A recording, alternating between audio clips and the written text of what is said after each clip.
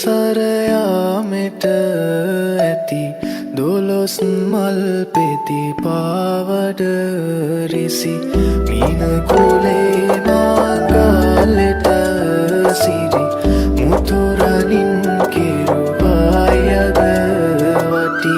වඩින කලඹමින් ගජලීලා කුඹුසේ සත් ලෙලවයි හිඳිනා ඇතුමන් පිට හඬදේ හොරනා සරසමිනා